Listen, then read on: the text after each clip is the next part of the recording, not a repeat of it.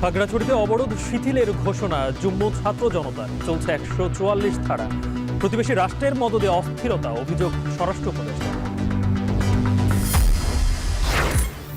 পাহাড়ে শুরু হয়েছে পুরনো খেলা, মন্তব্য বিএনপি নেতা হাফিজের। থাকতে পারে মাস্টার প্ল্যান, মন্তব্য রিজভীর। সুষ্ঠু নির্বাচন নিয়ে সংখ্যা। রোহিঙ্গাদের জন্য কমছে দাতা সহায়তা। কাল নিউ ইয়র্কে উচ্চ পর্যায়ের আন্তর্জাতিক সম্মেলন, পরিস্থিতি তুলে ধরবেন প্রধান উপদেষ্টা। সাকিব আল হাসানের দুর্নীতি অনুসন্ধানে দুদকের নতুন কমিটি, অর্থ পাচার সহ অবৈধ সম্পদ অর্জনের অভিযোগ।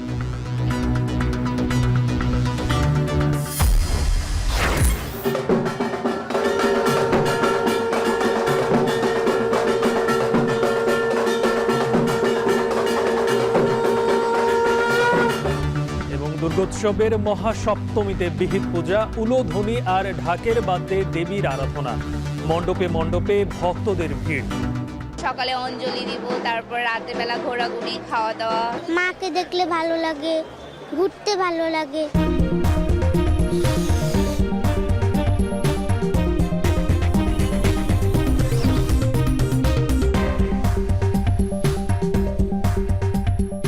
স্বাগত। এখন বিকেলে শুনছিলেন শিরোনাম, পুরো আয়োজন জুড়ে সঙ্গে আছি গালিব ইবনে রিয়াজ। ভারত ও ফ্যাসিবাদের দোসরদের মদদে খাগড়াছড়িতে অস্থিরতা তৈরি হয়েছে বলে জানিয়েছেন স্বরাষ্ট্র উপদেষ্টা জাহাঙ্গীর আলম চৌধুরী। যে কোনো অপশক্তিকে দমন করতে আইন শৃঙ্খলা বাহিনী প্রস্তুত বলেও জানান তিনি। এদিকে পাহাড়ে শান্তি শৃঙ্খলা স্বাভাবিক রাখতে 144 ধারা অব্যাহত রেখেছে প্রশাসন। দুপুর 12টা থেকে ঢাকা চট্টগ্রাম রুটে অবরোধ শিথিলের ঘোষণা দেয় যুগ্ম ছাত্র জনতা। পুরো এলাকা জুড়ে এখনো থমথমে অবস্থা বিরাজ করছে। আরও জানাচ্ছেন হোসাইন জিয়াদ।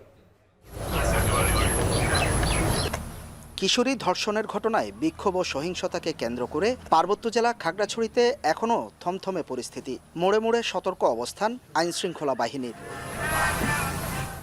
সড়কে নেই যানবাহন বা যাত্রীদের হইচই, সবখানে শুনশান নীরবতা। সব সড়কে চেকপোস্ট বসিয়েছে আইনশৃঙ্খলা বাহিনী। জরুরি প্রয়োজনে অনেকে বের হলেও রয়েছে চাপা আতঙ্ক। বাজারঘাটে দুই একটি দোকানপাট খুললেও বন্ধ বেশিরভাগ ব্যবসা প্রতিষ্ঠান, স্কুল, কলেজ, অফিস, আদালত। বিশেষ করে গুইমারা, রামগড়, দীঘিনালা ও খাগড়াছড়ি সদরে সংঘর্ষের আশঙ্কায় আছেন অনেকে। আমাদের এখানে মালবাহী কোনো কিছু আসতেছে না, বাজারে পণ্য আসতেছে না। পাহাড়ে যারা বসবাস করে সবাই বাঙালি, এখানে উপজাতি যারা তারাও বাঙালি, মুসলমান যারা তারাও বাঙালি। আমরা সাম্প্রদায়িক যে বন্ধনটা, একে অপরের ভালোবাসা, সবাই মিলেমিশে একসাথে থাকতে চাই। এই ঘটনাগুলো ঘটনার দেখা যাচ্ছে কি আমরাও ক্ষতিগ্রস্ত হচ্ছি, প্লাস ওরাও ক্ষতিগ্রস্ত হচ্ছে, উপজাতিরা সবাই ক্ষতিগ্রস্ত হচ্ছে। ক্যাম্পগুলো যখন ছিল তখন আপনার এই যে পাহাড় শান্ত ছিল, নিরাপত্তার বিষয়টাও ভালো ছিল, পাহাড়ি বাঙালির সম্প্রীতিটাও ভালো ছিল। দাঁড়িয়ে আছি খাগড়াছড়ির বিখ্যাত তিনটহরি বাজারে। প্রতিদিন হাজার হাজার ক্রেতা বিক্রেতার সমাগমে মুখর থাকে যে বাজার, সে বাজার এখন একেবারেই নীরব, নিস্তব্ধ।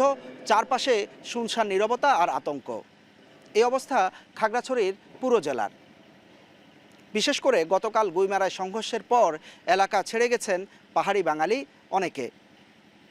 তবে গতকাল মারমাদের দুটি সংগঠন এই চলমান সংঘাতের অবসান চেয়েছে। তারা একই সাথে যারা ধর্ষণ করেছেন তাদের বিচারও চেয়েছেন। ধর্ষণে জড়িতদের গ্রেপ্তার ও বিচারসহ 8 দফা দাবিতে যুগ্ম ছাত্র জনতা টানা 5 দিনের অবরোধ পালন করছে। তবে গতকাল হতাহতদের চিকিৎসা ও মরদেহের সৎকারের জন্য অবরোধ কিছুটা শিথিল করা হয়েছে। পাহাড়ে শান্তি শৃঙ্খলা স্বাভাবিক রাখতে অনির্দিষ্টকালের জন্য 144 ধারা অব্যাহত রেখেছে প্রশাসন। পরিস্থিতি নিয়ন্ত্রণে রাখতে কঠোর অবস্থানে সেনাসহ আইনশৃঙ্খলা বাহিনী। এদিকে ভারত ও ফেসিবাদের মদদে খাগড়াছড়িতে অস্থিরতা তৈরি হয়েছে বলে জানিয়েছেন স্বরাষ্ট্র উপদেষ্টা। যে কোনো অপশক্তি দমন করতে আইনশৃঙ্খলা বাহিনী প্রস্তুত বলেও জানান তিনি। ভারতের ইন্ধনে বা ফ্যাসিস্টদের ইন্ধনে এই ঘটনাটা ঘটাচ্ছে। আমরা এটা যেন ঘটাতে না পারে, এই জন্য আমরা আমাদের সর্বাত্মক ব্যবস্থা নিচ্ছি। গত 23 সেপ্টেম্বর দীঘিনালায় মারমা তরুণী ধর্ষণের পর সমাবেশ ও অবরোধের ডাক দেয় যুগ্ম ছাত্র জনতা। এরপর পরিস্থিতি ধীরে ধীরে উত্তপ্ত হয়। গতকাল গুইমারায় দুই পক্ষের সংঘর্ষে 3 জন মারা যায়। সংঘর্ষে আহত হয় সেনাবাহিনী, পুলিশ ও বিজিবির 16 সদস্য। হোসাইন জিয়াদ, এখন খাগড়াছড়ি। খাগড়াছড়ির সবশেষ পরিস্থিতি জানাতে যুক্ত হচ্ছেন হোসাইন জিয়াদ। জিয়াদ, এর আগের সংবাদে তো আপনি জানাচ্ছিলেন যে সেখানে থমথমে পরিস্থিতি এখনো বিরাজ করছে, বাজারের লোকজন তেমন একটা নেই, কিন্তু বেলা তো গড়াচ্ছে, এদিকে অবরোধ কিছুটা শিথিল করা হয়েছে, কোনো কি উন্নতি হয়েছে পরিস্থিতির? গালিব, আমি পরিস্থিতির খুব একটা উন্নতি এখনো হয়নি। কিছু কিছু পর্যটক এবং যাত্রীবাহী বাস আমরা দেখলাম যে সেনাবাহিনীর তত্ত্বাবধানে ছেড়ে গিয়েছে আইন শৃঙ্খলা বাহিনী। তবে গালিব, আমরা যেই বাজারটিতে ঘটনা ঘটেছে, যে বাজারটি আগুনে পুড়িয়ে দেওয়া হয়েছে, যে পাড়াটি, সেই পাড়াটিতে এসে প্রবেশ করতে পেরেছি এবং এর আগে খুব একটা সাংবাদিক এখানে প্রবেশ করার অনুমতি পাইনি এবং আমরাই বলা যায় যে প্রথম এই পাড়াটিতে এসে পৌঁছেছি এবং আমরা একেবারে পাড়াটি যদি দেখি মনে হবে যে যুদ্ধ বিধ্বস্ত এলাকা একেবারে, এবং পুরো এখানে যেগুলো দেখছেন আপনি এগুলো পুড়ে যাওয়া বসতঘর। কোথাও কোথাও আমরা দেখেছি যে এখনো পর্যন্ত কিন্তু ধোঁয়া উঠছে। পুড়ে যাওয়া বসতঘরের কোনো কিছুই যে নিয়ে বের হতে পারেননি এখানকার বাসিন্দারা, সেই চিত্র নিশ্চয় আপনি দেখলে বুঝবেন। এবং যেভাবে যতদূর আমার চোখ যাচ্ছে আসলে পাড়ার ভেতর, সেই পাড়ার ভেতর আসলে পুরোটাই পুড়ে গেছে এবং ঘরের ভেতর যে জিনিসপত্রগুলো ছিল সেই পোড়া জিনিসপত্রগুলো একেবারে চুলো থেকে শুরু করে সিলিন্ডার, ঘরের আসবাবপত্র, কারো আলমিরা, কারো আলনা, আমরা বেশ কিছু ছড়িয়ে ছিটিয়ে থাকা মোটরসাইকেল দেখতে পাচ্ছি। অন্তত 30 থেকে 40টির মতো মোটরসাইকেল হবে, সেগুলো পুড়ে গিয়েছে এবং এখানের যারা বাসিন্দা আছেন এবং পুরা পাড়া জুড়ে আমরা দেখতে পাচ্ছি যে এখানে বেশ কিছু দোকানপাট ছিল, সেই দোকানপাটগুলো দুই পারে একেবারে পুড়ে আছে পুরোটা। এবং এখানে যারা বাসিন্দা আসলে ছিলেন তারা এরপর থেকেই একেবারেই থমথমে পরিস্থিতি এবং সবাই আতঙ্কের মধ্যে আছেন। এবং এখানে এই পাড়ারই সংঘর্ষের ঘটনায় 3 জন মারা গিয়েছে, তাদের মরদেহ এসে পৌঁছাবে সেখানে। এবং মূলত এই পুড়ে যাওয়া যেই বসতঘরগুলো তাদের স্মৃতিচিহ্ন হিসাবে আছে, সেখানে তারা এসে আসলে দেখছেন অবশিষ্ট কিছু আছে কিনা। এই পরিস্থিতিতে আসলে খুব একটা স্বাভাবিক হওয়ার সুযোগ নেই, বিশেষ করে এই ঘটনার পর যেটি পুরো পার্বত্য অঞ্চলে আসলে আতঙ্ক তৈরি করেছে, চাপা আতঙ্ক। এবং এখানে যারা পাহাড়ি বাঙালি রয়েছেন সবাই এখন নিজ নিজ পাড়াগুলো পাহারা দিচ্ছেন, সড়কগুলোতে পাহারা বসিয়েছে আইন শৃঙ্খলা রক্ষাকারী বাহিনীর সদস্যরা এবং আসা যাওয়া আর পথে চেকপোস্ট আসলে চেক করা হচ্ছে। তো এখানে পাহাড়ি বাঙালি যারা আছেন সবাই বলছেন যে তারা আসলে শান্তিতে ছিলেন, সম্প্রীতিতে ছিলেন। যেই ঘটনাটি ঘটেছে সেটি দীঘিনালার ঘটনা, কিন্তু সেই ঘটনা আসলে পুড়ে ছাই হয়েছে অনেক দূরের এই বসতঘর বা গুইমারার এই বসতঘরগুলো। তারা বলছেন যে তারা শান্তি সম্প্রীতিতে থাকতে চান, সবাই আসলে সেই সম্প্রীতি ফিরিয়ে আনার দাবি করছেন। খাগড়াছড়ির সবশেষ পরিস্থিতি জানাচ্ছিলেন হোসাইন জিয়াদ। এবার শারদীয় দুর্গোৎসবের খবর।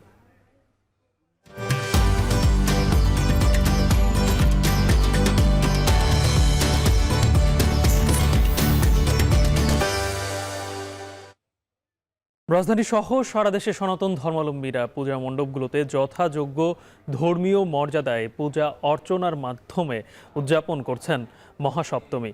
এদিন সকাল থেকে দুর্গা ভক্তরা দেবীর আরাধনায় পূজা মণ্ডপগুলোতে ভিড় জমায়। নবপত্রিকা স্নান, চক্ষুদান আর ষোড়শ উপাচার দিয়ে মহাসপ্তমীর পূজার পর দেয়া হয় অঞ্জলি। আরও জানাচ্ছেন তানজিলা খান মিম।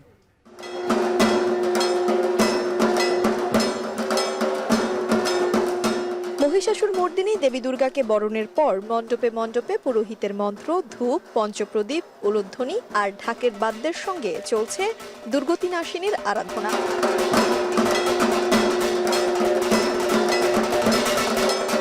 দশভুজা দেবীর দর্শন, পূজায় অংশগ্রহণ আর একে অপরের সঙ্গে শারদীয় শুভেচ্ছা বিনিময়ে চলছে মহাসপ্তমী। তিথি অনুযায়ী শুরু হয় মহাসপ্তমীর আনুষ্ঠানিকতা। একটি কলাগাছ গঙ্গার জলে স্নান করিয়ে নববধূর মতো নতুন শাড়ি পরিয়ে দেবীকে কল্পনা করা হয় 9টি রূপে। আর এরই মধ্য দিয়ে প্রকৃতির সঙ্গে দেবীর এক চিরন্তন সম্পর্ক স্থাপন হয়। দেবীর পাশে নবপত্রিকা ঘট প্রতিস্থাপনের পর দেবীকে আসন, বস্ত্র, নৈবেদ্য, স্থানীয় পুষ্পমাল্য, চন্দন, ধূপ ও দীপ দিয়ে শুরু হয় মহাসপ্তমীর পুজো। মহাসপ্তমীর সকালে শুদ্ধাচারে ডান হাতে কুশের অগ্রভাগ নিয়ে দেবী দুর্গাকে কাজল পরানো হয়। প্রথমে ত্রিনয়ন, তারপর বাম চক্ষু, শেষে ডান চক্ষু আঁকা হয় মন্ত্র উচ্চারণের মাধ্যমে। আর পুরো কাজই করা হয় পর্দায় ঢাকা ঘেরাটোপে পুরোহিতের উপস্থিতিতে। এবং এরই মধ্য দিয়ে প্রাণ প্রতিষ্ঠা হয় দেবী দুর্গার মাঝে। লেলিহান মুদ্রায় 108 বার বীজ মন্ত্র জপ করা হয়। চক্ষুদানের পর হয় কল্পরাম্ভ ও ভিত পূজা। সবশেষে বেলা 11:30টায় দেবীকে অঞ্জলি দেন ভক্তরা। ছেলে মেয়ে হই হুল্লা, এই বাড়ি থেকে ওই বাড়ি পূজা, পাড়ায় পাড়ায় পূজা। তো এই পূজা দেখতে যাই তো খুব আনন্দ হতো, কিন্তু এখানে টাউনে পূজা হয় কিন্তু সে আমেজটা নাই। সপ্তমী, অষ্টমী, নবমী আমরা সকালে অঞ্জলি দিব, তারপর রাতের বেলা ঘোরাঘুরি, খাওয়া দাওয়া, এই সব কিছু মিলায়ে অনেক প্ল্যান। দেবী দুর্গার কাছে প্রথম প্রার্থনা এই বিশ্বে যেন শান্তি থাকে, যে যুদ্ধ হচ্ছে এইগুলা থেকে যেন বিশ্ব মুক্তি পায়। মায়ের কাছে আমাদের এটাই চাওয়া, দেশের এবং সবার যাতে মঙ্গল হয়, এটাই আমি ভগবানের কাছে চাই। মাকে দেখলে ভালো লাগে, ঘুরতে ভালো লাগে। সবাইকে মহাসপ্তমীর শুভেচ্ছা। এই দিনে ত্রিনয়নী দেবীর সবচেয়ে ভয়ানক কালরাত্রি রূপের পুজো করেন ভক্তরা। অশুভ শক্তির বিনাশ ঘটিয়ে শুভ শক্তির প্রতিষ্ঠা করেন দেবী কালরাত্রি। দেবী হচ্ছেন জগৎ জননী, তিনি ভগবতী, তিনি রোগ, শোক, দুঃখ, বেদনা সব কিছুর পরিত্রাতা। অতএব আজকের এই যে আরাধনা, এটি শুরু হলো, এটি পর্যায়ক্রমিকভাবেই চলবে। তিনি সারা বছর জুড়ে আমাদেরকে তার যে করুণা সেটি বর্ষণ করে থাকেন। এটি আনুষ্ঠানিক যে তার কাছে নিবেদন, সেই নিবেদনের প্রথম দিন হচ্ছে। লক্ষ্মী, সরস্বতী, গণেশ, কার্তিককে নিয়ে সপরিবারে বাবার বাড়িতে বেড়াতে এসেছেন মা দুর্গা। দশমী অবধি থাকবেন ভক্তদের মাঝে। সনাতন শাস্ত্রমতে ত্রেতা যুগে ভগবান রাম তার স্ত্রী সীতাকে উদ্ধার করতে দেবী দুর্গতি নাশিনীর অকাল বোধন করেন এবং এরপর ব্রহ্মার নির্দেশ অনুযায়ী দেবীর সাহায্য নিয়েই তিনি তার স্ত্রী সীতাকে উদ্ধার করেছিলেন রাবণ বধ করে। এরই পরিপ্রেক্ষিতে দেবীর আগমনের এই সময়ে পালিত হয় শারদীয় দুর্গোৎসব। হিন্দু ধর্মাবলম্বীরা বিশ্বাস করেন এ সময় দেবী দুর্গতি নাশিনী জাগ্রত অবস্থায় তাদেরই মাঝে অবস্থান করেন এবং শোনেন তাদের সকল প্রার্থনা। রাজধানীর ঢাকেশ্বরী জাতীয় মন্দির থেকে তানজিলা খান মিম, এখন ঢাকা। মহাসপ্তমীর আনুষ্ঠানিকতা জানাতে ঢাকেশ্বরী মন্দির থেকে যুক্ত হচ্ছেন বাইজিদ সাদ। সাদ, এই মুহূর্তে পূজার কোন আনুষ্ঠানিকতা চলছে?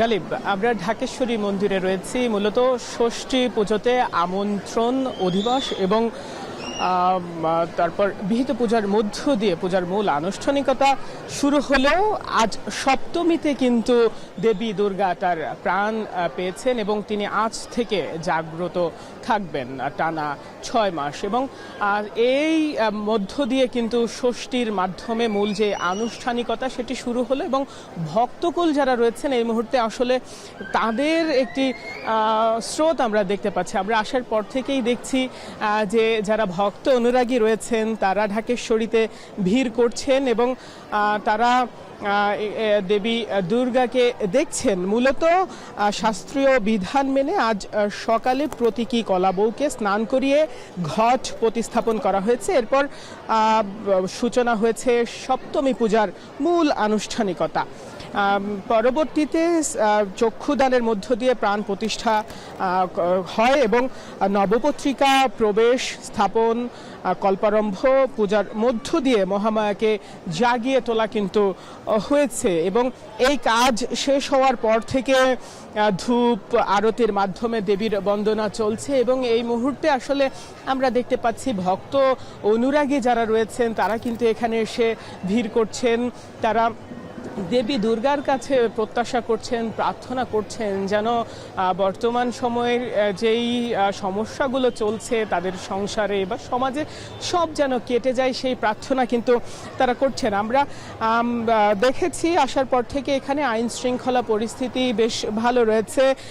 মূলত এখানে বিভিন্ন আইন শৃঙ্খলা বাহিনীর নিয়োজিত রয়েছে। শারদীয় দুর্গাপূজা শান্তিপূর্ণ এবং উৎসবমুখর পরিবেশে হচ্ছে বলে আমরা কিন্তু এখানে এসে দেখতে পেয়েছি। আর কিছুক্ষণ পরেই এখানে র্যাবের মহাপরিচালক ব্রিফিং করবেন, তিনি পরিদর্শনে আসবেন, সে বিষয়ে আমরা কিন্তু আপনাদেরকে জানাবো। এই ছিল আমার কাছে সবশেষ। জুলাই আন্দোলনে আইনশৃঙ্খলা বাহিনীর নৃশংসতায় বিবিসি, আল জাজিরা সহ বিভিন্ন গণমাধ্যমের 4টি ভিডিও দেখলেন আন্তর্জাতিক অপরাধ ট্রাইব্যুনাল। দ্বিতীয় দিনের সাক্ষ্যে এই তথ্য উপস্থাপন করেন মামলার মূল তদন্তকারী কর্মকর্তা। এছাড়া বিভিন্ন নথিপত্র উপস্থাপন করা হয়। এদিন আবু সাইদ হত্যা মামলায় সাক্ষ্য দেন তার 2 সহপাঠী। আর কুষ্টিয়ার মামলায় গ্রেপ্তার দেখানো হয়েছে জাসদ নেতা হাসানুল হক ইনুকে। আরও জানাচ্ছেন রাব্বি হোসেন। গুলি খাইছে একটা। জুলাই গণঅভ্যুত্থানের প্রথম শহীদ আবু সাইদ হত্যা মামলায় 8ম দিনের সাক্ষ্য গ্রহণ। এদিন ট্রাইব্যুনালে সাক্ষ্য দেন আবু সাইদের 2 সহপাঠী। প্রথমে সে পড়ে গেলেও সে আবার বুক চেতিয়ে দাঁড়িয়ে যায়, কিন্তু তারপরে তার উপরে গুলি চলতে থাকে। সাক্ষ্যতে তারা আবু সাইদ হত্যায় জড়িত পুলিশ সদস্য বেগম রোকেয়া বিশ্ববিদ্যালয় প্রশাসনের বিচার দাবি করেন। শাস্তি চান শেখ হাসিনা সহ তৎকালীন সরকারের বেশ কয়েকজন মন্ত্রীর। যারা হত্যা করেছে, যে 2জন পুলিশ বাহিনী, এএসআই আমির আলী এবং কনস্টেবল সুজয়চন্দ্র রায়, আমি সবার বিষয়ে উল্লেখ করেছি। যেহেতু আমি একজন প্রত্যক্ষদর্শী আবু সাইদের সহযোদ্ধা, তো আমি তাদের সর্বোচ্চ বিচার দাবি করেছি। বিজ্ঞ আদালত তাদের বিচার সুষ্ঠুভাবে করবে, এটা আমি প্রত্যাশা রাখি। এদিকে শেখ হাসিনার মামলায় দ্বিতীয় দিনের মতো ট্রাইব্যুনালে সাক্ষ্য দেন মামলার মূল তদন্তকারী কর্মকর্তা মোহাম্মদ আলমগীর। তার জবানবন্দিতে জুলাই আন্দোলনের শহীদ আহত জুলাই যোদ্ধাদের তালিকাসহ বিভিন্ন নথিপত্র আদালতে উপস্থাপন করা হয়। প্রদর্শন করা হয় বিবিসি, আল জাজিরা সহ বিভিন্ন গণমাধ্যমে প্রচারিত 4টি তথ্যচিত্র। উনি যে সমস্ত এভিডেন্স কালেকশন করেছে সেগুলাই একটা করে উপস্থাপন। এছাড়া জুলাই আগস্টের মানবতা বিরোধী অপরাধের 8টি অভিযোগে গ্রেপ্তার জাসদ নেতা হাসানুল হক ইনুকে গ্রেপ্তার দেখানো হয়েছে। এ মামলায় অভিযোগ গঠনের শুনানি 14 অক্টোবর ধার্য করেছেন আন্তর্জাতিক অপরাধ ট্রাইব্যুনাল 2। রাব্বি হোসেন, এখন, ঢাকা। ক্রিকেটার সাকিব আল হাসানের অর্থ পাচার সহ অবৈধ সম্পদ অর্জনের অভিযোগ তদন্তে নতুন কমিটি গঠন করেছে দুর্নীতি দমন কমিশন। সংস্থাটির সহকারী পরিচালক সাজ্জাদ হোসেনকে এই দায়িত্ব দেওয়া হয়েছে। এর আগে গেল জুনে শেয়ার বাজারে সাধারণ বিনিয়োগকারীদের প্রলুব্ধ করার অপরাধে সাকিব আল হাসান সহ 15 জনের বিরুদ্ধে মামলা করে দুদক। সেখানে শেয়ার বাজার থেকে 256 কোটি টাকা আত্মসাতের অভিযোগ আনা হয়। এবার সেই মামলার তদন্তের সাথে অবৈধ সম্পদ অর্জন ও মানি লন্ডারিংয়ের অভিযোগ খতিয়ে দেখবে সংশ্লিষ্ট তদন্তকারী কর্মকর্তা। এর আগে বিএফআইইউ সহ বিভিন্ন দপ্তর থেকে সাকিব আল হাসানের দুর্নীতির তথ্য পেতে চিঠি দেয় দুদক। ত্রয়োদশ জাতীয় সংসদ নির্বাচনের তফসিল ঘোষণার পর কয়েক ধাপে 150 পর্যবেক্ষক পাঠাতে চায় ইউরোপীয় ইউনিয়ন। দুপুরে ইইউ প্রতিনিধি দলের সাথে বৈঠক শেষে একথা জানান সিনিয়র ইসি সচিব আক্তার আহমেদ। বলেন, পর্যবেক্ষকদের ভোট কেন্দ্রে এবং ভোট গণনার সময় প্রবেশাধিকার থাকবে কিনা তা জানতে চেয়েছে ইইউ। এর আগে ব্রিটিশ হাইকমিশনার সারা কুক সিইসির সাথে বৈঠক শেষে জানান, পোলিং এজেন্টদের প্রশিক্ষণ সহ নির্বাচনের আনুষঙ্গিক বিষয়ে সহায়তা দেবে যুক্তরাজ্য। আরও জানাচ্ছেন মিয়া আমিরুল। বিগত বেশ কয়েকটি জাতীয় নির্বাচনে দেশি বিদেশি পর্যবেক্ষকদের ভূমিকা যখন পক্ষপাতদুষ্ট, তখন আগামী নির্বাচন সামনে রেখে পর্যবেক্ষক সংস্থা নিয়োগে কাজ করছে নির্বাচন কমিশন। এরই মধ্যে দেশি পর্যায়ে 73 ব্যক্তি বা সংস্থাকে প্রাথমিকভাবে তালিকায় রাখা হলেও বিদেশি পর্যবেক্ষক নিয়োগে বিভিন্ন বিষয় পর্যালোচনা করা হচ্ছে। এমন প্রেক্ষাপটে নির্বাচন ভবনে ইউরোপীয় ইউনিয়নের প্রাক নির্বাচনী বিশেষজ্ঞ দলের সাথে বৈঠকে ইসি সচিব আক্তার আহমেদ।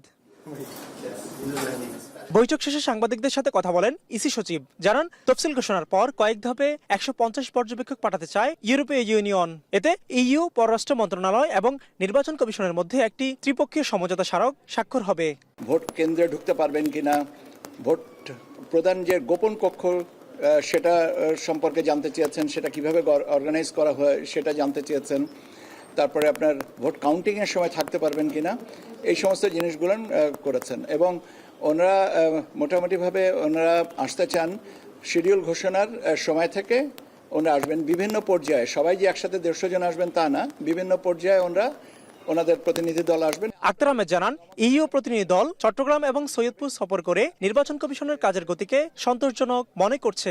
আমাদের কাজের যে অগ্রগতি আসছে সেটা সন্তোষজনক, এবং বিশেষ করে রংপুরের কথা বললেন যে ওনারা আর সৈয়দপুরে গেছিলেন, রংপুরের সৈয়দপুরে ওনারা ওনাদের অবজারভেশন আমাদের সাথে এবং ফার্দার ক্লারিফিকেশন নিয়ে ওনারা আজকে ফিরে যাচ্ছেন, কালকে ফিরে যাবেন এবং যাওয়ার পরে ওনারা বোধহয় একটা প্রতিবেদন পাঠাবেন। এর আগে প্রধান নির্বাচন কমিশনারের সাথে সাক্ষাৎ করতে আসেন British high commissioner Sarah Cook. প্রায় 1 ঘন্টার বৈঠক শেষে গণমাধ্যমের সাথে কথা বলেন তিনি। জানান, ত্রয়োদশ জাতীয় সংসদ নির্বাচনে ইসিকে সব ধরনের সহায়তা দেবে যুক্তরাজ্য। The UK welcomes the announcement made by the Chief Advisor a few months ago of national elections in Bangladesh. And today's meeting with the Election Commissioner, we had a very good discussion, and I reaffirmed the UK's support for free, fair, credible and peaceful elections here in Bangladesh next year. তবে নির্বাচন অংশগ্রহণমূলক হওয়ার পরিবেশ রয়েছে কিনা এমন প্রশ্ন এড়িয়ে যান British high commissioner. And peaceful elections here in Bangladesh. Mia Amirul, এখন, ঢাকা। পাহাড়ে সেই পুরনো খেলা শুরু হয়েছে বলে মন্তব্য করেছেন বিএনপির স্থায়ী কমিটির সদস্য হাফিজউদ্দিন আহমেদ। সাবেক প্রেসিডেন্ট জিয়াউর রহমান পাহাড়ে জনসংখ্যার ভারসাম্য রক্ষার মাধ্যমে অখণ্ডতা রক্ষা করেছিলেন বলে দাবি করেন তিনি। দলটির আরেক নেতা রুহুল কবির রিজভী বলেছেন, পাহাড়ে অশান্তির পেছনে কোনো মাস্টার প্ল্যান থাকতে পারে। তৌহিদুল তারেকের প্রতিবেদন। সকালে জাতীয় প্রেস ক্লাবে জাতীয়তাবাদী মুক্তিযোদ্ধা দলের এক আলোচনা সভায় বিএনপির স্থায়ী কমিটির সদস্য হাফিজউদ্দিন আহমেদ বলেন, পাহাড়ে প্রতিবেশী একটি দেশের পতাকা উড়াতো একটি গ্রুপ, তবে শহীদ রাষ্ট্রপতি জিয়াউর রহমান দেশের অখণ্ডতা রক্ষা করেছিলেন।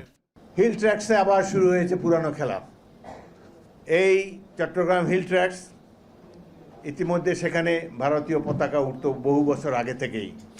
কেবলমাত্র শহীদ রাষ্ট্রপতি জিয়াউর রহমান তিনি সেখানে বাঙালিদেরকে পাহাড়ি এলাকায় পুনর্বাসিত হওয়ার কামলে জনসংখ্যার মধ্যে একটা ব্যালেন্স এসেছে, যার জন্য এখন আর তারা ভারতের পক্ষে স্বাধীনতা ঘোষণা করতে পারছে না। জাতিসংঘ অধিবেশনে যোগ দিতে 104 জনের বহর নিয়ে যুক্তরাষ্ট্রে যাওয়াকে জনগণের অর্থের অপচয় বলে মনে করেন হাফিজউদ্দিন আহমেদ। আর জামায়াত সবসময় জনরায়কে ভয় পায় এবং এনসিপিকে আওয়ামী লীগের রোগে পেয়েছে বলেও মন্তব্য করেন তিনি। 104 জনকে নিয়ে তিনি কেন জাতিসংঘে গেলেন? অন্য এক অনুষ্ঠানে বিএনপি চেয়ারপারসনের উপদেষ্টা আব্দুস সালাম বলেন, ফেব্রুয়ারিতে নির্বাচন না হলে দেশ অন্ধকারের দিকে এগিয়ে যাবে। নিজেদের মধ্যে বিভ্রান্তি তৈরি হলে ফ্যাসিবাদ ফিরে আসবে বলেও সতর্ক করেন তিনি। যদি নির্বাচন না হয়, নির্বাচিত সরকারের কাছে ক্ষমতা হস্তান্তর করা না যায়, তাহলে আগামী দিন অন্ধকার আমরা সবাই বুঝতেছি। তারপরে যখন আমরা নির্বাচনের কথা বলি, আবার পিআর সিস্টেম না উক সিস্টেম, আরে ভাই এগুলো তো আগে ছিল না। আপনারা তো আগে বলেন না এগুলো, 5ই আগস্টের পরেও বলেন নাই, সংস্কার কমিশনের এজেন্ডা তো নাই। এদিকে দুর্গা উৎসবকে ঘিরে দেশি বিদেশি নানা অপতৎপরতা চলছে মন্তব্য করে সবাইকে সতর্ক থাকার আহ্বান জানিয়েছেন বিএনপির সিনিয়র যুগ্ম মহাসচিব রুহুল কবির রিজভী। পাহাড়ে অশান্তি কোনো বিচ্ছিন্ন ঘটনা নয় বলেও মনে করেন তিনি। বলেন, এর পেছনে কোনো মাস্টার প্ল্যান থাকতে পারে। পাহাড়ে আমরা অশান্তির কিছু কিছু দেখতে পাচ্ছি, ঘটনা দেখতে পাচ্ছি। হঠাৎ করে এই সমস্ত বিষয়গুলো মানুষকে নানাভাবেই ভাবিয়ে তুলছে, মানুষকে উৎকণ্ঠিত করছে। এই সময়ে কেন এই ধরনের পরিস্থিতি তৈরি হচ্ছে? 5 আগস্টের গণঅভ্যুত্থানের পর প্রশাসনের গুরুত্বপূর্ণ পর্যায়ে জামায়াত শিবিরের কর্মীদের বসানো হয়েছে আর বিএনপি পন্থীদের অগুরুত্বপূর্ণ জায়গায় ফেলে রাখা হয়েছে অভিযোগ করে এমন পরিস্থিতিতে অবাধ সুষ্ঠু নির্বাচন নিয়ে সংখ্যা প্রকাশ করেন রুহুল কবির রিজভী। একটি জাতিকে ঐক্যবদ্ধ করার বদলে বিভাজিত করা। তৌহিদুল তারেক, এখন। বাংলাদেশ সরকার ও জাতিসংঘের উদ্যোগে কাল নিউ ইয়র্কে অনুষ্ঠিত হতে যাচ্ছে রোহিঙ্গা বিষয়ক উচ্চ পর্যায়ের আন্তর্জাতিক সম্মেলন, যেখানে জাতিসংঘের সদস্যভুক্ত শতাধিক দেশের প্রতিনিধির পাশাপাশি অংশ নেবেন বিভিন্ন আন্তর্জাতিক বিষয়ক দাতা সংস্থা সহ শরণার্থী বিষয়ক সংস্থার প্রধানরা, যেখানে বিশ্ব নেতাদের সামনে বাংলাদেশের রোহিঙ্গা পরিস্থিতি তুলে ধরবেন প্রধান উপদেষ্টা doctor Mohammad Yunus. New York থেকে আরও জানাচ্ছেন মাহমুদ রাকিব। বাংলাদেশ স্বাধীনের পর থেকে কয়েক দফায় মিয়ানমারের জান্তা সরকারের জুলুম নির্যাতনের শিকার হয়ে কক্সবাজারে অনুপ্রবেশ করেছে সেখানকার নিপীড়িত মানুষ। সবশেষ 2017 সালে স্রোতের মতো লাখ লাখ রোহিঙ্গা কক্সবাজারে আশ্রয় নেয়। আন্তর্জাতিক বিভিন্ন সংস্থার তথ্য বলছে বাংলাদেশে এখন প্রায় 15 লাখ রোহিঙ্গা বসবাস করছে, যার বেশিরভাগই 2017 সালে এসেছিল রাখাইন রাজ্য থেকে। বাংলাদেশের কক্সবাজারে বসবাসরত রোহিঙ্গাদের পেছনে হাজার হাজার কোটি টাকা খরচ করতে হচ্ছে সরকারকে, যা বিভিন্ন দাতা সংস্থার সহযোগিতায় করা হয়। তবে সম্প্রতি আন্তর্জাতিক দাতা সংস্থার টাকা ছাড়ে কিছুটা উদাসীন মনোভাবের শঙ্কায় বাংলাদেশ। একই সাথে এখন পর্যন্ত রোহিঙ্গা প্রত্যাবাসনের কোনো কার্যকর উদ্যোগ না নেয়ায় দিন দিন ঝুঁকি বাড়ছে বাংলাদেশের। এ অবস্থায় গত বছর জাতিসংঘ সাধারণ পরিষদ অধিবেশনে আন্তর্জাতিক সম্মেলনের আয়োজনের জন্য সব সদস্য রাষ্ট্রকে আহ্বান জানিয়েছিলেন প্রধান উপদেষ্টা। তারই ধারাবাহিকতায় এবছর আগস্টে কক্সবাজারে একটি প্রস্তুতিমূলক সম্মেলন আয়োজন করে অন্তর্বর্তী সরকার। কূটনীতিক ও দেশের শীর্ষ রাজনীতিবিদদের অংশগ্রহণে সেই সম্মেলন থেকে রোহিঙ্গা সংকট সমাধানে আন্তর্জাতিক মনোযোগ আকর্ষণ করতে জাতিসংঘের উচ্চ পর্যায়ের সম্মেলনের সিদ্ধান্ত হয়। Rohingya guests to return their own home in their own environment. অন্তর্বর্তী সরকার বলছে 30 সেপ্টেম্বর উচ্চ পর্যায়ের বৈঠক থেকে রোহিঙ্গাদের নিরাপদ প্রত্যাবর্তন, মিয়ানমারের শান্তি প্রতিষ্ঠা, মানবিক সহায়তা বৃদ্ধি এবং শরণার্থী শিবিরের নিরাপত্তা বিষয়টি গুরুত্ব পাবে। জাতিসংঘ অধিভুক্ত শতাধিক দেশের প্রতিনিধিদের সামনে রোহিঙ্গাদের নিয়ে বিশ্ব সম্প্রদায়ের জন্য চলমান সমস্যার একটি স্থায়ী ও প্রকৃত সমাধান খুঁজে বের করতে পথ নির্দেশিকা চাইবেন ডক্টর ইউনুস। এই পুরো ফোকাসটা দেওয়ার মূল উদ্দেশ্য হচ্ছে রোহিঙ্গা ক্রাইসিসটা আবার ইন্টারন্যাশনাল ডিপ্লোম্যাটিক এফার্টসের একটা ফোর ফ্রন্টে আনা। এটা যাতে আবার মানুষ, পুরো ইন্টারন্যাশনাল প্রেস, ইন্টারন্যাশনাল অ্যাক্টরসরা জন্য এটাকে সিরিয়াসলি ভাবে। রোহিঙ্গা সম্মেলনে অংশ নেবেন বিএনপি, জামায়াত ও এনসিপির শীর্ষ নেতারাও, যেখানে তারাও বিশ্ব সম্প্রদায় এবং আন্তর্জাতিক সংস্থাগুলোকে বাংলাদেশের রোহিঙ্গা পরিস্থিতি তুলে ধরবেন। তবে সম্মেলনে চীন ও মায়ানমার সরকারের প্রতিনিধি থাকবেন কিনা তা নিশ্চিত করতে পারেননি প্রেস সচিব। তারা তো নিউ ইয়র্কে আসতে পারছেন না, তাদের কথাটা যাতে নিউ ইয়র্কে আসে, তারা যা যা বক্তব্য দিয়েছেন ওইটা 24-25 তারিখে সেটা পুরোটা লিপিবদ্ধ করে এখানে নিয়ে আসা হচ্ছে। তিনি জানান, ফিলিস্তিন, ইউক্রেন, সিরিয়া সহ দেশে দেশে নানা অস্থিরতার কারণে বাংলাদেশের রোহিঙ্গা ইস্যু অনেকটাই আড়ালে চলে গেছে। জাতিসংঘের এই সম্মেলনের মাধ্যমে আন্তর্জাতিক সম্প্রদায় পুনরায় রোহিঙ্গা ইস্যুতে ওয়াকিবহাল হবে বলেও মনে করে বাংলাদেশ। আমরা আশা করছি যে বিশ্বের শতাধিক দেশ এটায় জয়েন করবেন এবং বড় বড় যারা সুপার পাওয়ার আছে তারা সবাই থাকবেন, ইন্টারন্যাশনাল এইড এজেন্সিগুলো থাকবেন, ইউএনের এজেন্সিগুলো থাকবেন, সবাই মিলে আমরা আবার রোহিঙ্গা ক্রাইসিসটাকে আবার ইন্টারন্যাশনাল অ্যাটেনশনের কেন্দ্রবিন্দুতে নিয়ে আসতে পারব। মূলত উচ্চ পর্যায়ের এই বৈঠক থেকে রোহিঙ্গার সমস্যা সমাধানে বিশ্ব সম্প্রদায়কে বাংলাদেশের দিকে নজর দেওয়ার আহ্বান জানাবেন ডক্টর মুহাম্মদ ইউনুস। এর পাশাপাশি পুরো বিশ্বে বাস্তুচ্যুত জনসংখ্যার সংখ্যা কিভাবে সুন্দর কোটায় নামিয়ে আনা যায় তারও একটি দিক নির্দেশনা থাকবে তার বক্তব্যে। তবে যাদের জন্য এই আয়োজন, সেই রোহিঙ্গা প্রতিনিধি যদি এই সম্মেলনে সশরীরে উপস্থিত না থাকে তাহলে এটি কতটা ফলপ্রসূ হবে সে প্রশ্ন থেকেই যাবে। মাহমুদ রাকিব, এখন জাতিসংঘ, নিউ ইয়র্ক। এখন বিকেলে নিচে একটা ছোট্ট বিরতি, ফিরছে একটু পরেই। নারায়ণগঞ্জে চাঁদাবাজির অভিযোগে গণপিটুনিতে এক ইউপি সদস্য নিহত হয়েছে। সকালে 2500 উপজেলার বালিয়াপাড়া এলাকায় এই ঘটনা ঘটে। স্থানীয়রা জানান, ব্রাহ্মণদী ইউনিয়নের 3 নম্বর ওয়ার্ড সদস্য সোহেল ও তার 3 সহযোগী একটি পরিবারকে জিম্মি করে চাঁদা দাবি করেন। এই খবর ছড়িয়ে পড়লে বিক্ষুব্ধ এলাকাবাসী তাদের ধাওয়া দেয়। এ সময় 3 সহযোগী পালিয়ে গেলেও সোহেলকে ধরে গণপিটুনি দেয় এলাকাবাসী। এতে ঘটনাস্থলে নিহত হয় সে। খবর পেয়ে পুলিশ ঘটনাস্থলে পৌঁছে পরিস্থিতি নিয়ন্ত্রণে আনে। নিহতের মরদেহ উদ্ধার করে নারায়ণগঞ্জ জেনারেল হাসপাতালের মর্গে পাঠানো হয়।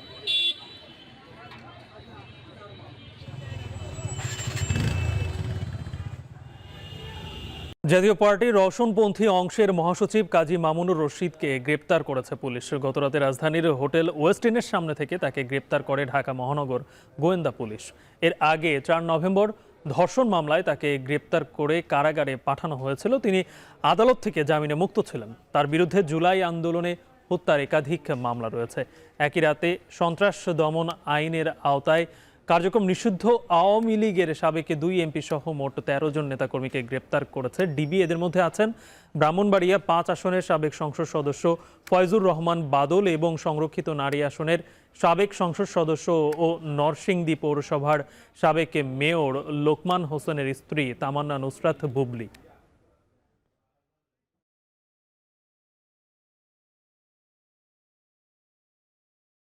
চার দিন বন্ধ থাকার পর উত্তরাঞ্চলের 3 জেলা চাঁপাইনবাবগঞ্জ, রাজশাহী ও নাটোর থেকে ঢাকাসহ বিভিন্ন জেলার বাস চলাচলের সিদ্ধান্ত হলেও শ্রমিকদের একাংশের বাধা দেওয়ার অভিযোগ উঠেছে।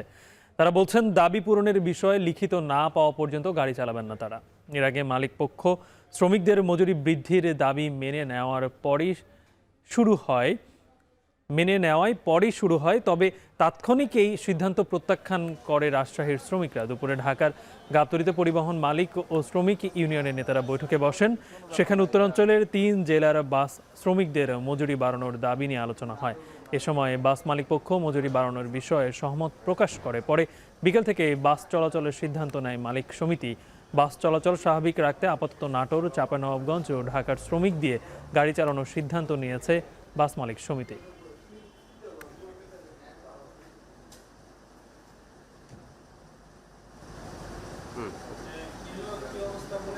ইলিশের দাম কমাতে না পারায় দুঃখ প্রকাশ করেছেন মৎস্য ও প্রাণী সম্পদ উপদেষ্টা ফরিদা আক্তার। সকালে সচিবালয়ে মা ইলিশ সংরক্ষণ অভিযান নিয়ে সংবাদ সম্মেলন করেন তিনি। এ সময় আগামী 4 থেকে 25 অক্টোবর পর্যন্ত দেশের অভ্যন্তরীণ ও সমুদ্র উপকূলে ইলিশ ধরা, পরিবহন, মজুদ, বাজারজাতকরণ ও বিক্রি সম্পূর্ণ নিষেধ থাকবে। বিস্তারিত প্রতিবেদনে। বাঙালির রসনা বিলাসে সবসময় উপরে থাকে ইলিশ, কিন্তু বিগত বছরগুলোতে সেই ইলিশই যেন উঠে যাচ্ছে বাঙালির পাত থেকে। ভরা মৌসুমে ইলিশের চড়া দামে খুব মধ্যবিত্তদের মাঝে। এবার সেই ইলিশের দাম কমাতে না পারায় দুঃখ প্রকাশ করলেন মৎস্য ও প্রাণী সম্পদ উপদেষ্টা।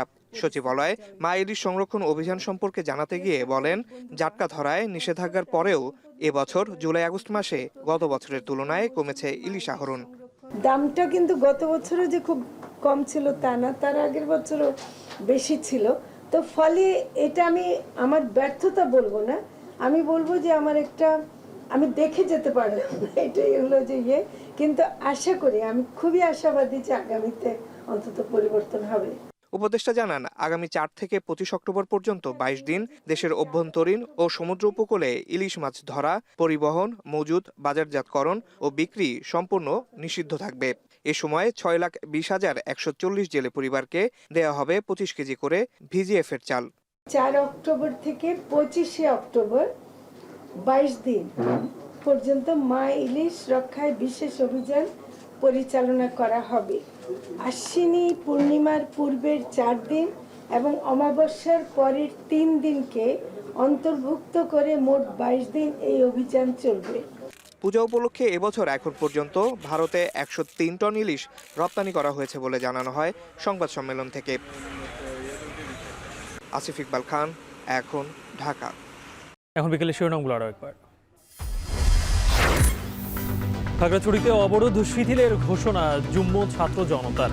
চলছে 144 ধারা, প্রতিবেশী রাষ্ট্রের মদদে অস্থিরতা, অভিযোগ স্বরাষ্ট্র উপদেষ্টা।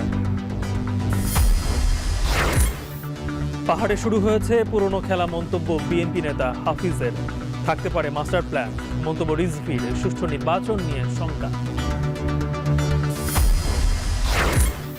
রোহিঙ্গাদের জন্য কমছে দাতা সহায়তা। কাল নিউ ইয়র্কে উচ্চ পর্যায়ের আন্তর্জাতিক সম্মেলন, পরিস্থিতি তুলে ধরবেন প্রধান উপদেষ্টা। সাকিব আল হাসানের দুর্নীতি অনুসন্ধানে দুদকের নতুন কমিটি, অর্থ পাচার সহ অবৈধ সম্পদ অর্জনের অভিযোগ।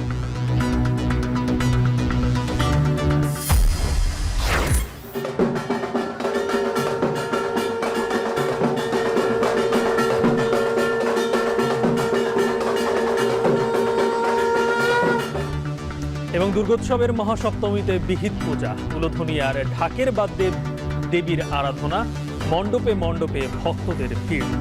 সকালে অঞ্জলি দিব, তারপর রাতের বেলা ঘোরাঘুরি, খাওয়া দাওয়া। মাকে দেখলে ভালো লাগে, ঘুরতে ভালো লাগে।